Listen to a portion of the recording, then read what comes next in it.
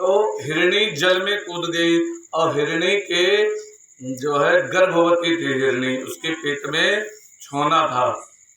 अब वो जल में कूदी, एक तैरते तैरते उस पार जाना था, रास्ते में बीच धारा में उसने अपने जो है छोना को जन्म दे दिया, वहीं बच्चे को जन्म दे दिया हिरणी ने। एक तो प्रसव की पीड़ा, दूसरा मेहनत, उस पार जाकर के हिरणी समाप्त हो गई, उसका शरीर समाप्त हो गया और वो बच्चा डूबने लगा उसी जल में। तब महाराज भरत जी ने देखा तो दौड़ करके गए, हिरणी के बच्चे को बचाया, उसको नहला धुला करके लाए, ला करके अपने यहाँ रख लिया। अच्छा, भगवान का चलो बच्चा था, दया होनी चाहिए महात्मा को, भगवान का स्मरण कर रहे थे, लाए थे बच्चे को, दूध दूध पिला करके उसके बाद हिरण के झुंड में छोड़ देते तो ठीक था, लेकिन हिरण के झुंड में ना छोड़ करके उन्होंने अपने पास रख लिया उस बच्चे को। इसका कोई है नहीं, इसकी जो है माता समाप्त हो चुकी है और कि कोई हिरण का है नहीं, तो उसको अपने यहाँ रख लिया, उसको जो है लाड करें, प्यार करें, ये तो मुझे बहुत मानता है। अच्छा, जो कोई भगवान का स्मरण कर रहा हो और मन में चले लगे नहीं शांत से बैठ पाओ था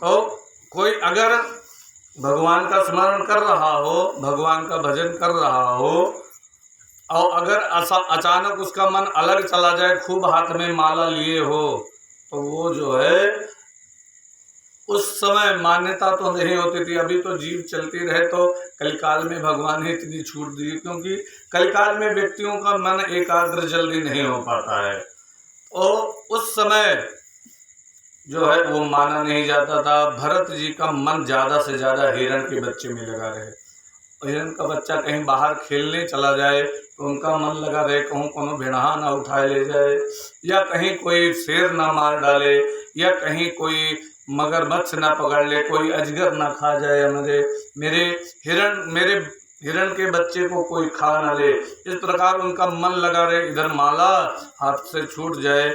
और जैसे वो आए और आकर के जैसे जानवर पेड़वा में अपन गटेवा नहीं रह रहा था, भैंस देखो हुई तो वह गटे खजवावत हैं रगड़ रगड़ पेड़े में, ऐसे जो है वो आए पीठ में गटे रगड़ने लगे। वो तो खुजली करे अपने गटे की, लेकिन इनको लगे मुझे बड़ा प्रेम करता है, ऐसे जो है थपथपाने लगे।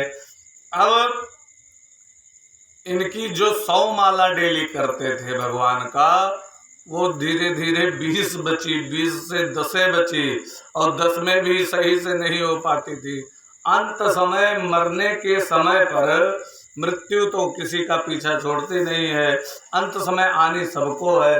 मृत्यु आई तो मृत्यु के समय उनको केवल याद था हिरण का बच्चा, अब मैं जा रहा हूँ, इसका कौन ध्यान रखेगा, क्या होगा, इसका कौन स्मरण करेगा, इसकी देखभाल कौन करेगा।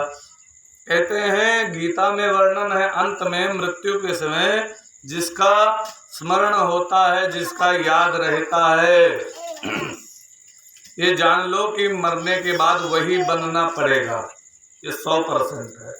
जो अगर मरने के समय, इसीलिए बार बार जो है ये किया जाता है कि बार बार भगवान का भजन करो, भगवान का स्मरण करो, कि अंत समय मरने के समय भगवान की याद रहे। और जो अगर किसी और चीज़ों की याद है तो समझ लो इनको जो है दूसरा शरीर मिल जाएगा। एक जो है अगर घर के जो ज़्यादा शुद्धि है तो जान लो कि घर के जो है फिर भगवान का भजन नहीं है, वो घर के ज़्यादा ममता है, तो वही घर में फिर वो पूँछ हिलावे वाला बन के आवते कि जान लो जितना जानवर घूमत हैं, जानवर हैं या कोई हैं हमारे घरे, ये सब हमारे पिछले ये सब रिलेटेड हैं, पता नहीं क्यों हैं, वह रूपमा तोरे घरे विद्यमान है, चाहे जे भी कोई भी हो सकता है, तो ये सब जुड़े हुए हैं। एक आदमी रहा तो वो जो है भगवान का भजन किया नहीं और शरीर समाप्त हो गया। मृत्यु के समय सब लोग कहे भगवान का नाम लो, भगवान का नाम लो। और जब भगवान के नाम का समय आया तो कहत कहत फिर अरे वो देखो वह नतिया जो है लबेड़िया है वही कछवा माँ मैदान निपट ली जो का साफ करो अपना कहीं वो समाप्त। अब समाप्त हो गए, अब हुए फिर एक पिल्ला बन के आएंगे वही घर में, क्योंकि भगवान का भजन किया नहीं था। और जो अगर भगवान के स्मरण किए होती तो भगवान उन्हें फिर मनुष्य रूप दे देते। 100% रहा ये नाय होत है। हम आँखी के देखा हाल बताए थे, आँखी के अपने आँखी के इधर जजमानी में नाम न ले अपने यहाँ दूर है वह गाँव में एक जने पुरानी आदमी रहे, सत्संगी रहे, भगवान भजन करते रहे। तो उनके यहाँ नातिन रही, पनातिन उनके 2-3 थोड़े रही, तब रही वो खेला कराए। तो सबसे छुटकनी जो पनतिनिया रहा है वो आवे लगे और कहे बाबा ही दे दियो, बाबा वो दे दियो। तो खिलावत के कहा मुन्नी आज हम तुम्हें खिलाए थे अपने कन्या में, एक दिन हम जो है नान ने मुन्ना बन के आई तब तू हमें कन्या में खिलेगो। तो ऐसे कहाँ है और सभी घर बार सुने। और शरीर उनके समाप्त भाव वो उनके यहाँ 3 बिटिए रही, लड़के नहीं रहे, पनातिन 3 थोड़े रहे, नाती नहीं पनाती। और जो है वह बैठा रहे, इसे हम देखा है बैठा रहे भगवान का भजन कीन करें, स्मरण कीन करें जो है। और बैठ ऐसे जो है तो उनके जब मृत्यु के समय आवा तो मृत्यु तो हो ही गई भाई, कोई छोड़ तो है नहीं। ठीक वो के 1 साल बाद उनके यहाँ नाती भाव वही पनाती भगवा, 1 साल बाद पनाती भाव, और वह पनात के कुंडली हमें मिली है बना करते आज के समय। और वो पनाती का वो बिटिया खिलावत है। हाँ, और लगभग रूप रंग लगभग वैसे पाया है, पूरा जो है जस चाहिए तब पूरा नहीं के लिया है। तो क्या कहा जाए, ये पुनर्जन्म होता है, सबके होता है। अब ये है कि का बनी जाए व्यक्ति ये नहीं पता है। तो आपन अपने हाथे मातना भगवान के स्मरण की नहीं भरत जी, इनकी मृत्यु हुई जब तब इनको हिरण की योनि मिली। काहे अंत समय हिरण याद रहा, अंत समय हिरण याद रहा।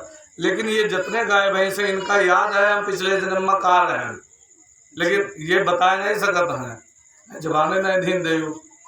और हम लोगों का जवान नहीं, लेकिन ये जो है नहीं देने की हम लोग पिछले जन्म के स्मरण कर सके, क्योंकि इसके लिए भगवान का भजन जो तीव्र हुए तो स्मरण हो सकता है।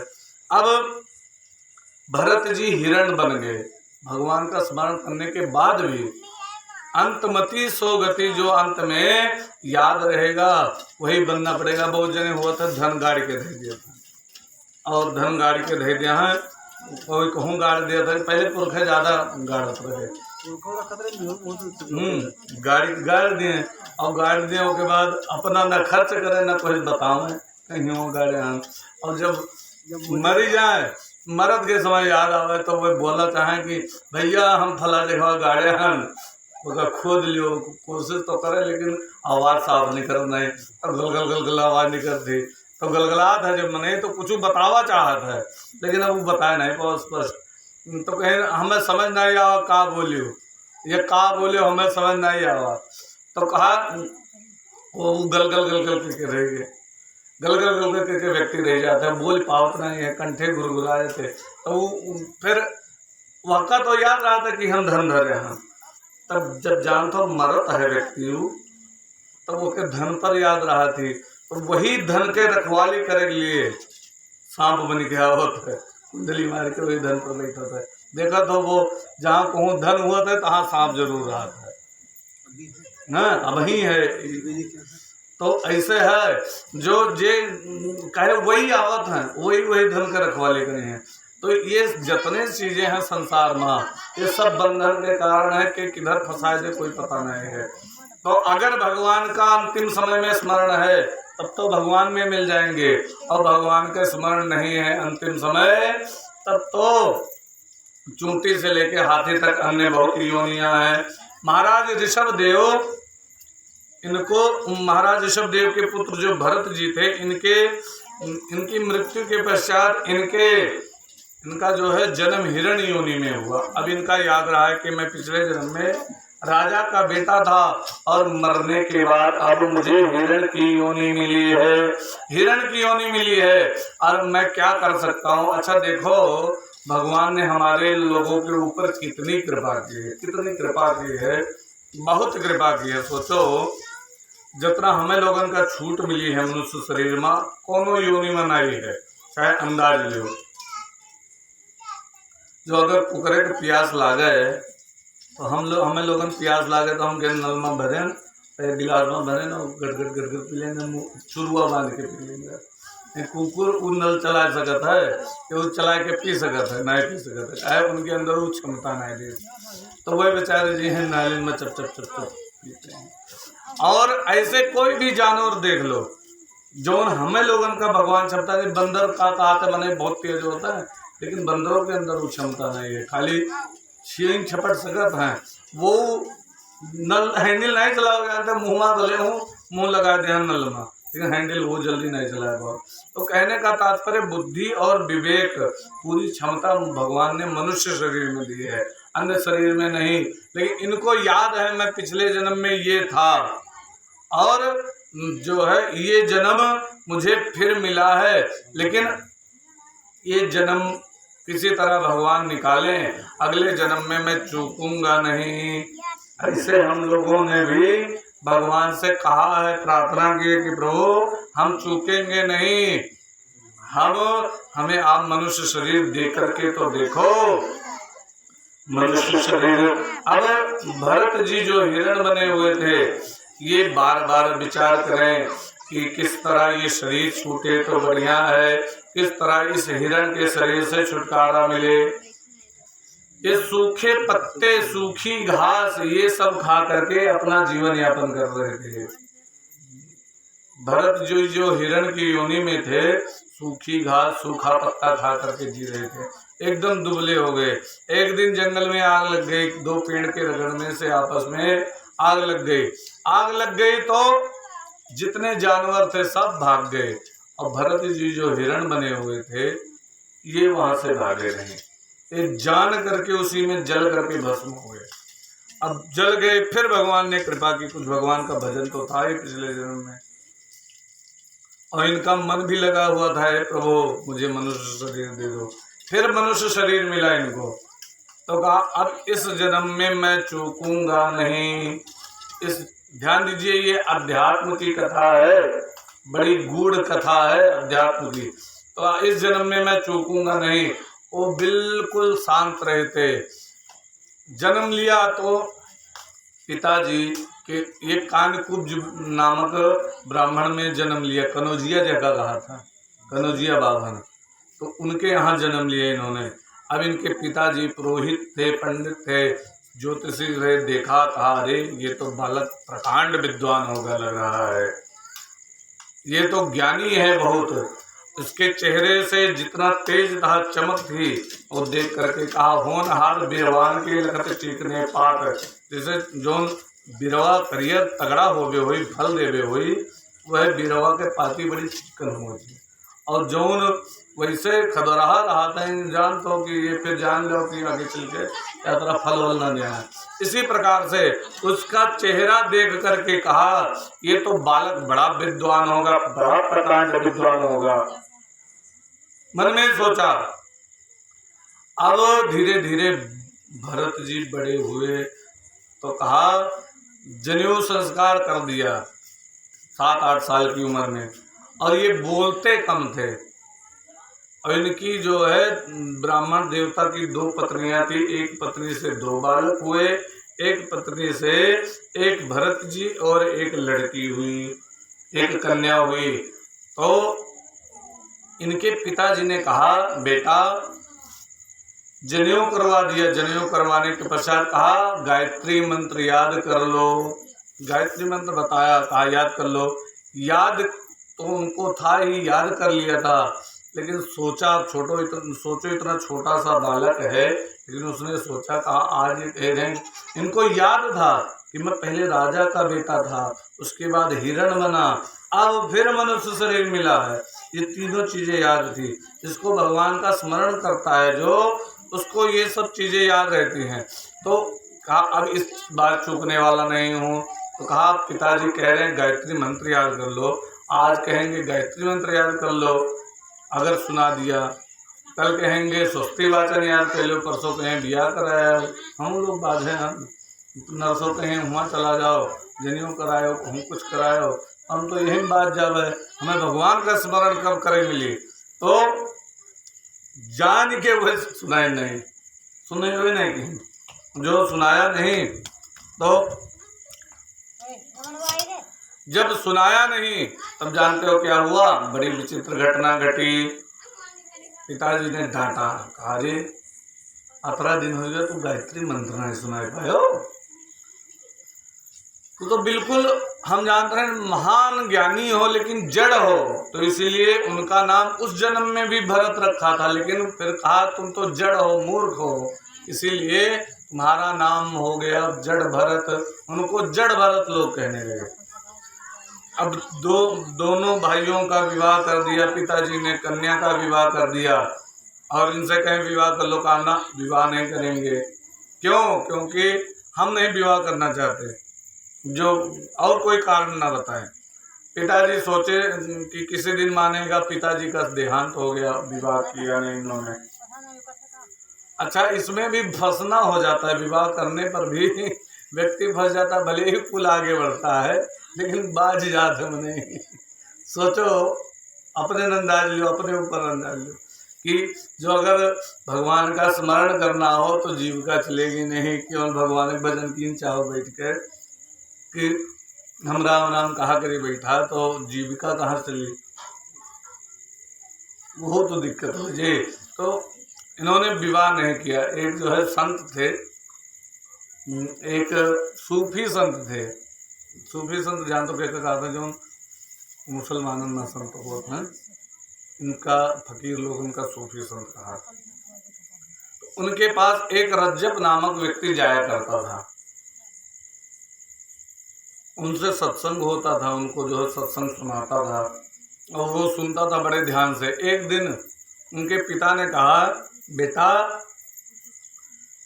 शादी कर लो। शादी करने के लिए तैयार हुआ और बैठा इस पर, घोड़े पर बैठा, बढ़िया सेहरा ओहरा लगा करके शादी के दिन, और बैठ करके चल दिया। और रास्ते में महात्मा जी की जो है कुटिया पड़ी उस फकीर की, तो देखा रज्जब घोड़े पर सवार। तब महात्मा जी जोर से बोले, वाह रे रज्जब, रज्जब गज्जब किया तूने, बांधा सिर पर मोर, अरे आया था हरिभजन को किया नरक का ठौर। अरे वो उतरा तुरंत घोड़े से उतरा और सेहरा उतार करके तुरंत फेंक दिया, और फेंक करके महात्मा के पास चला गया। उसके जो है बादशाह थे उसके पिता, कहा महात्मा की कुटिया जला दो, इन दोनों जो है, और महात्मा को मार दो। तो वो आगे आ गया। कहा जो अगर मेरे गुरु जी को किसी ने हाथ लगाया तो पहले मुझे मारना पड़ेगा, तब महात्मा जी को कोई कुछ कर सकते हो, ये ध्यान रखना, मुझे मारना पड़ेगा पहले। जैसे कहा मुझे मारना पड़ेगा तो सब लोग जो है पीछे हट गए। तो कहने का भाव, व्यक्ति तुरंत जग जाता है। जड़ भरत जी ने भी कहा मैं विवाह नहीं करूंगा, पिताजी का देहांत हो गया, और इन्होंने विवाह नहीं किया अपना। जब विवाह नहीं किया तो अब ये तो स्वतंत्र भाई लोगों के यहाँ रहे, तो बहन तो अपने घर चली गई थी। भाई कहाँ एक काम कह दो, कहाँ जाओ खेत रखा लियो जाए। अब ये बैठे रहे, बैठे बैठे समाधि लग जाए, मस्त हो जाए समाधि में, और हुआ आवे सब जो है लीलगा खेत के लिए। तो भाई इनको डांटे, कहा है तुम लोग, तुम रखा कैसे रहे हो, वहाँ तो सब लीलगा खा गया। तो कहे तुम बैठे बैठे सो जाते हो। एक दिन जो है सींचा गया खेत, कहा देखना कोई मेरी ना टूटे, सूख जाए पानी तो बढ़िया। बैठे बैठे उनकी मस्ती में आ गए, समाधि में चले गए, मेड़ी टूट गई, दूसरे के खेत में पानी चला गया। कहा तुम बोझ हो हमारे ऊपर, खूब बोला भाइयों ने, तुम्हें हम बोझ की तरह लाद करके चल रहे हैं। एक दिन सुबह सुबह कहा भाइयों ने हम जा रहे हैं पूजा करवाने, और यहाँ पर क्यारी जो है सब में पानी भर देना। तो जो भगवान के भजन में मस्त होता है, भगवान में मस्त होता है, उसको नहीं परवाह है कि क्या कर रहा हूँ क्या नहीं कर रहा हूँ। अब लगे बाल्टी भर भर के पानी डावे क्यारे में, अतरा पानी भर दिन घर भर में पानी भरी का गांठ गांठ लिए। हाँ भाई लोग आए, अरे इतना पानी तुमसे किसने कहा था भरने को, तुमने तो पूरा घर बर्बाद कर दिया। धक्के मार करके, इतना क्रोध आया, धक्के मार करके इनको बाहर निकाल दिया। इनको थोड़ा सा भी दुख नहीं हुआ और बोलत बिल्कुल नहीं रहे, बिल्कुल चुप रहा थे, बिल्कुल जैसे बौरा, बिल्कुल एकदम शांत रहते थे। अब एक लुंगी लपेटे हुए, केवल एक अंचला लपेटे और एक जनेऊ पहने हुए, ऊपर से नग्न अवस्था, और चल दिए मस्ती में। अच्छा जाते जा रहे हैं, अब इनको ये नहीं पता है मुझे कहाँ जाना है और किस जगह जाना है, कहाँ रहना है, कोई फर्क नहीं। जहाँ चले जाएं, जहाँ पैर लेकर के चले जाएं, मस्ती से जा रहे थे। रास्ते में डाकुओं ने देखा, डाकुओं को एक व्यक्ति चाहिए था बलि देने के लिए। तो डाकुओं ने ढूंढा तो ये मिल गए, इनको लेकर के आए काली जी के स्थान पर, कहा इसको बलि दे दो, ये ठीक रहेगा, कोई इसके अंदर कमी नहीं, बढ़िया है। अब सोचो बलि के उका घात है, जो होत नहीं है जिस पर बलि दी जाती है, फिर गटई दे दी। और गटई धरे बाद जो है, जो मारने वाला था वो उठाया उसने तलवार मारने के लिए, लेकिन इनका कोनो फर्क नहीं, और मने हुए चिल्लाए, हाथ देगा हमें न मारो, हमें छोड़ दो। लेकिन ये थोड़ा सा भी इन्हें डर नहीं कि मेरी मृत्यु हो जाएगी, मैं मर जाऊंगा, क्योंकि वो शरीर से ऊपर हो चुके थे। उल्टा जैसे मारने चले तैसे इतना तेज प्रकट हुआ, उजाला हुआ चम्म से, जैसे उजाला हुआ तैसे जो है माता काली जो की जो मूर्ति थी उसके ऊपर भी चमक पड़ी उस उजाले से, इनके शरीर से उजाला हुआ। माता काली वहीं पर प्रकट हो गई और जैसे रक्त बीज का संहार किया था ऐसे सब डाकुओं को मार दिया। और मारने के पश्चात अब इनको कोई फर्क नहीं, सोचो देखो भगवान ऐसे रक्षा करता है, इनका कोनो फर्क नहीं, सब डाकू मर गए। और जो कोई हमारे लोगों के सामने प्रकट हो जाए, अरे मैया आएगी जो है, हमें ही वरदान दे दो, हमें ही दे दो, हमें वो दे दो। लेकिन इन्होंने कुछ नहीं, बस चल दिए, समझ लो इनके सामने कोई प्रकट ही नहीं हुआ, वैसे मस्ती से चल दिए, चलते जा रहे हैं, चलते जा रहे हैं। ये अपने अंदर जो आत्मा है उसी की मस्ती में डूबे रहते थे, आत्मा ही परमात्मा है, उसी में मस्त रहते थे। बाहर क्या हो रहा है आंखों से दिखाई तो दे रहा था, लेकिन ये देखते हुए भी ना देख रहे थे, तो मस्त रहते थे, चलते जा रहे थे। आगे चल करके वहां पर रास्ते में सिंधु सोवीर देश का राजा एक था रहुगण, वो आ रहा था। तो राजा रहुगण को देखा, महाराज राजा रहुगण के जो है पहले चल रहा सैम्याना पालकी, उस पालकी पर बैठ करके राजा रहुगण आ रहे थे। चलते चलते चलते चलते एक कहार की जो है तबीयत खराब हो गई, अस्वस्थ हो गया। तो कहा महाराज मैं अस्वस्थ हूँ, किसी और को लगा लो। कहा मेरी प्रजा सब है, किसी को पकड़ करके लगा दो। अब कोई मिला नहीं उनको, बढ़िया मोटे ताजे ब्राह्मण मिल गए, जड़ भरत जी। अब सोचो जड़ भरत जी को उसी में जोत दिया, अर्थात उसी कहारों में लगा दिया। कंधे पर जो है सैम्याना रखा हुआ और ये पैदल चल रहे। इनकी एक आदत बड़ी अच्छी थी, ये नीचे देख करके चलते थे कि कहीं मेरे पैर से कोई चींटी या कोई चींटा या कोई कीड़ा इत्यादि दब करके मर न जाए, इतना ये ध्यान करके चलते थे। अब कांधे पर सैम्याना धरा हुआ, नीचे वो चूंटी बचाए चले तो का हुई अंदर बैठे वाले को, तो वो जैसे चूंटी है तैसे उछल जाए, उछले तैसे जो है राजा का सिर लड़े धड़ाक से। राजा रहुगण का ये कौन है, एक तो धीरे धीरे चल रहा है और दूसरा ये उछल जा रहा है, हमारे सिर में चोट लग गई। लेकिन इनको कोई फर्क नहीं, फिर जो है थोड़ी दूर चले, फिर ये धड़ाक से जो है कूदे चूंटा आ गया। तो कहा इस बार जो है लाख धड़ाक दे बस मुकुट गिर गया। कहा कौन है, मैं दंड दूंगा उसे। फिर थोड़ी दूर चले, फिर धड़ाक से ऐसा जो है लगा राजा रघुगण के चींटी जैसे पैर के नीचे से उछले, और उछले तैसे राजा रघुगण का सिर लगा धड़ाक से बल्ली में, और जैसे लगा तैसे जो है तो बड़ा गुलमा निकल गया। गुलमा निकला तो कहा रे जानते नहीं हो मैं दंड देने में यमराज से भी तगड़ा हूं, जानते हो मैं बहुत दंड दूंगा। तब महाराज भरत जी बोले, जड़ भरत जी सोचो हमें लोगन करते ब्यास गद्दी बना थी और बिछावा जाता है, मैट लागत है, तब वो उपदेश दिए मौका मिलता है। अच्छा वो उपदेश सबे सुनो नहीं चाहता है, सबके पल्ले न पड़ी। तब कहा महाराज जड़ भरत ने, ध्यान दीजिए ये बड़ी गूढ़ बात है। कहा जिसको राजन तुम मारोगे मैं वो हूं नहीं, मुझे तुम मार नहीं सकते हो। समझे मतलब, जिसको तुम मारोगे वो मैं हूं नहीं और मुझे तुम मार नहीं सकते हो। अर्थात तुम मारोगे हमारे शरीर को, शरीर मैं हूं नहीं, और मुझे मैं हूं आत्मा, और आत्मा को न मारा जा सकता है। वर्णन है नैनम छिन्नन्ति शस्त्राणि, गीता में, नैनम दहति पावका न चैवं क्लेदवन्त्यापो ना सोचयति मारुता, ना उसको काटा जा सकता है आत्मा को, ना जलाया जा सकता है, ना मारा जा सकता है, ना पानी में गलाया जा सकता है, और शरीर की सब गति हो सकती है। तो कहा महाराज मारोगे मेरे शरीर को, मुझे कुछ नहीं कर सकते।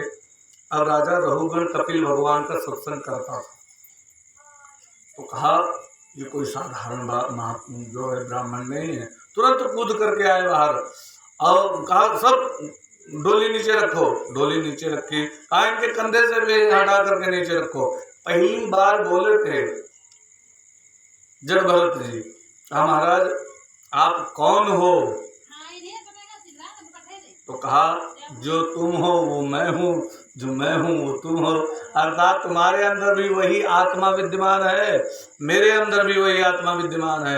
आत्मा के न जाति होती, न पाति होती, न कोनो कुल होता है, न कोनो धर्म होता है, उस सबके अंदर एक समान विद्यमान है। हमारे अंदर भी वह है, तोरे अंदर वह है, और शरीरियों बतावत है। ये खाली ये सांचा बदल गया है, बाकी अगर काटो हाथ तो खुनवा लाल रंग के, तो हरियो निकली लाल हमरियो निकली, हरियो तो कोई निकली ना, और लाल सबके निकली। तो कहा कि मतलब सीधा सा है कि वो परमात्मा सबके अंदर एक समान है, तो और केवल सांचे का भेद है, आत्मा में कोई भेद नहीं। तो भरत जी कह रहे हैं जड़ भरत जी की जो तुम हो वो मैं हूँ, मेरे तुम्हारे में कोई भेद नहीं। हम महाराज अपने ऊपर वाली सीढ़ी से न बात करो, हम नीचे वाले सीढ़ी से बात की चाहिए है। आपके कंधे पर जनेऊ है, पहने हो अचला, कोपीन पहने हो। अब ये बताओ आप तो ब्राह्मण लग रहे हो। कहा जिसके कंधे पर जनेऊ होगा वो जाने, ना मैं ब्राह्मण हूँ, ना मैं क्षत्रिय हूँ, ना मैं वैश्य हूँ, ना मैं शूद्र हूँ, मैं तो सच्चिदानंद स्वरूप आत्मा हूँ। अब देखो वो सब काट दिन जात पात खत्म, यहाँ पर जात पात सब खत्म। तो इसीलिए ये शरीर की जाति होती है, शरीर की पाति होती है, आत्मा की न जाति होती है न कोई पात होती, इससे ऊपर है आत्मा। और तो कहा महाराज आप कहाँ से आए हो? कहा जहाँ से तुम आए हो वहीं से मैं आया हूँ। अरे तू जन्म लियो है, परमात्मा से निकले हो है, हम परमात्मा से निकले हैं। महाराज नीचे वाली सीढ़ी से बात करो। कहा आपका घर कहाँ है? कहा ये मेरा घर है, चल रहा है, देखो यही मेरा घर है। अच्छा ये शरीर का वही घर बताएं। एक संत ने लिखा है बड़ा सुंदर, शरीर कैसे घर है। एक संत ने लिखा है काया ये कुटिया निराली, जमाने भर से कुटिया। काया ये काया के मतलब होता है शरीर, और कुटिया का मतलब होता है घर।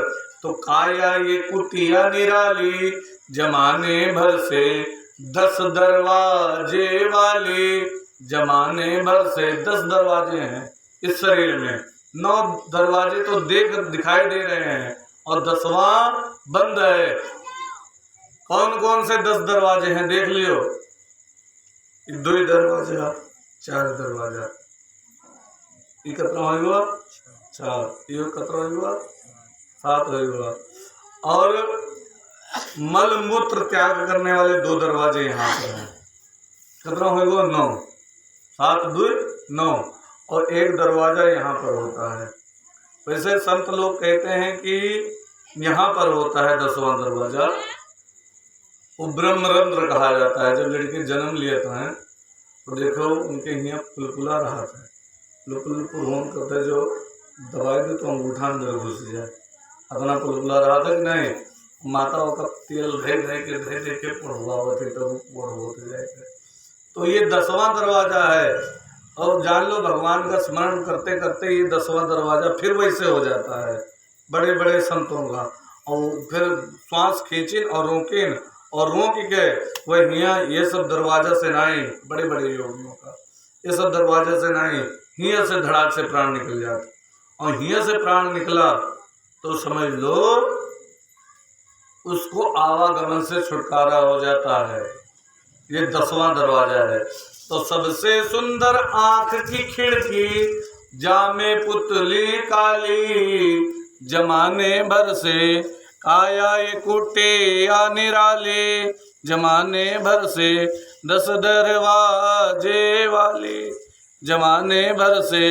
अच्छा, सबसे सुंदर आंख की खिड़की है।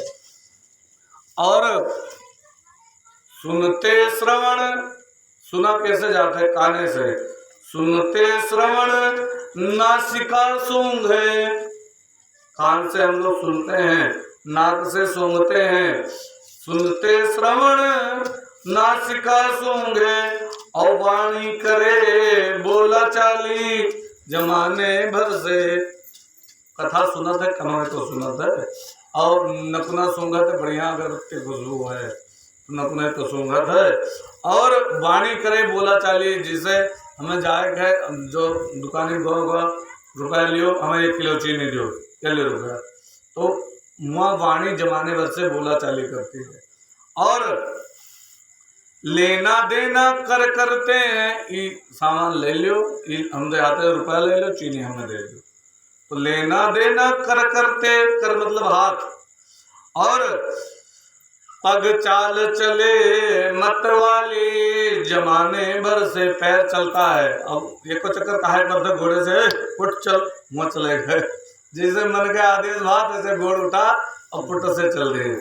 और मुख के भीतर रहती रसना, जीव ई जोन है मुख के अंदर रहती है, मुख के भीतर रहती रसना, सट रस स्वादों वाली, जमाने भर से।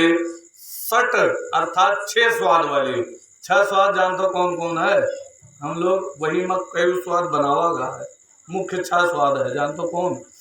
एक तो सब स्वाद लिया, पहला स्वाद नमक है, और दूसरा स्वाद तिक्त अर्थात तीखा मिर्चा है, तीसरा स्वाद चीनी वाला मीठा, और चौथा स्वाद खट्टा आंबे पे कच्चा आंबे का, और 5वां स्वाद